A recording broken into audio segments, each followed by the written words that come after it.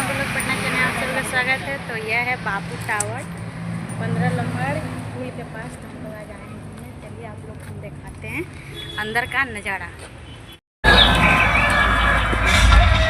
बिहार भारत के स्वर्णिम इतिहास की एक गौरवशाली भूमि है। इसी भूमि पर कभी भगवान महावीर और गौतम बुद्ध ने दुनिया को प्रेम और हिंसा का मार्ग दिखाया था। ये कौटिल्य और सम्राट अशोक की भूमि है।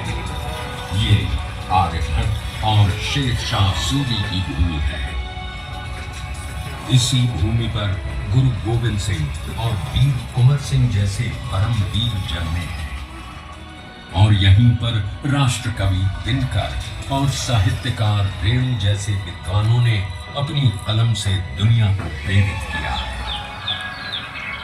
गंगा की धाराओं से सिंचित बिहार की भूमि ने आदिकाल से ही भारत की शान को बढ़ाया।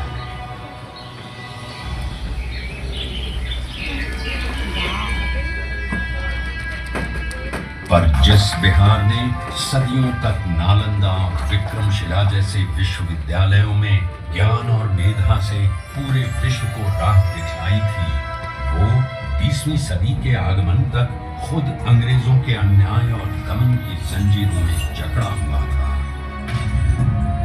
ये वो समय था जब अंग्रेजों ने भारत को पूरी तरह गुलाम बना लिया था।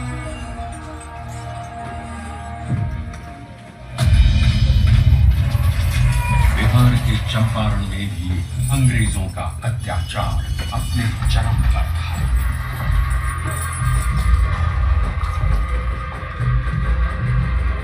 चंपारण की उपजाऊ भूमि अंग्रेजों के लालच के कारण जबरन नींद उगाने को लाचार थी और धीमे धीमे बंजर हो गई। गोरी सरकार द्वारा लगाए गए लगान और अनेक प्रकार के करों के बोझ तले लाखों किसान बर्बाद थे।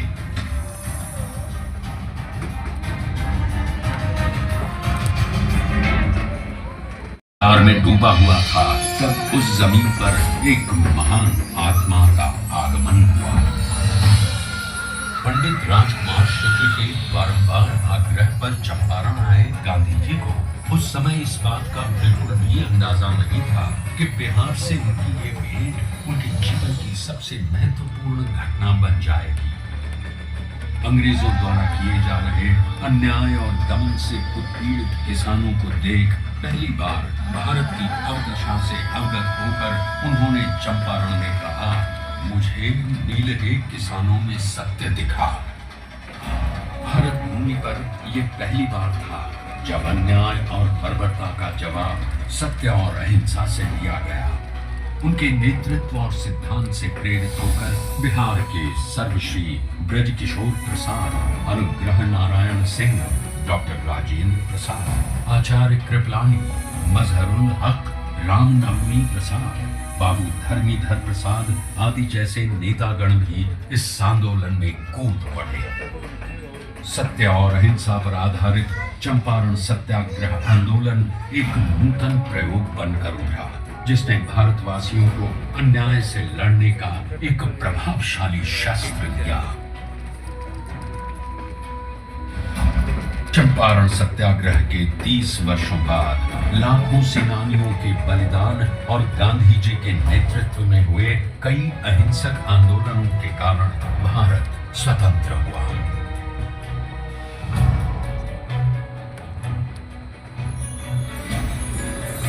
उनके विचारों ने न केवल देश को आजादी की राह दिखाई, बल्कि देश के सामाजिक व आर्थिक पुनरुत्थान का मूलाधार भी बने।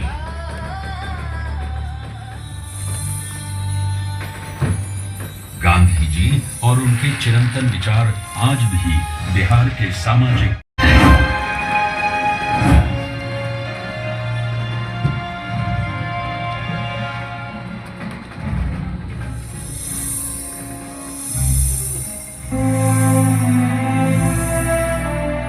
सन 2017 में चंपारण सत्याग्रह शताब्दी वर्ष के उपलक्ष्य में बिहार के दूरदर्शी एवं युग परिवर्तक माननीय मुख्यमंत्री श्री नीतीश कुमार जी की प्रेरणा से कई कार्यक्रमों का आयोजन किया गया।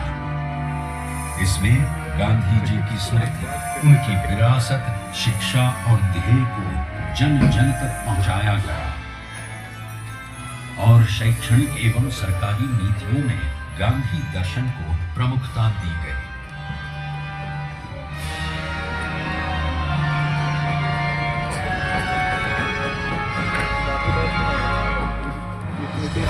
राज्य में पूर्ण नशाबंदी, जल जीवन हरियाली, बाल विवाह एवं दहेज प्रथा पर रोक, महिलाओं की शिक्षा, रोजगार, सरकारी नौकरियों एवं स्थानीय स्वशासन में महिलाओं की बढ़ती भागीदारी आदि गांधी जी के सिद्धांतों के प्रति बिहार के समर्पण के कारण ही संभव हो सके।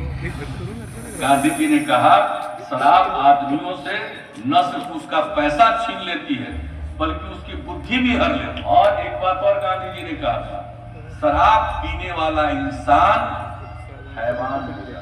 गांव में पी करके आता था, अपनी कमाई का ज्यादा पैसा शराब में गंवा देता था, घर में लौटता था, पत्नी से झगड़ा करता था। अब नहीं पीते हैं, घर लौट कर आते हैं, बाजार से सब्जी खरीद कर आते हैं और अपनी पत्नी को भोजन बनाने में भी मदद करते हैं। क्या माहौल, बच्चों की पढ़ाई पर ध्यान दे रहे हैं। श्री नीतीश कुमार जी के कुशल नेतृत्व में पूरे आश्रम एवं बुनियादी विद्यालयों का जीर्णोद्धार, गांधी मैदान पटना में गांधी जी की सबसे ऊंची कांस्य प्रतिमा, बापू सभागार पटना, बापू परीक्षा परिसर, मोतिहारी और बेतिया बापू सभागारों का निर्माण आदि कई कार्य हुए हैं।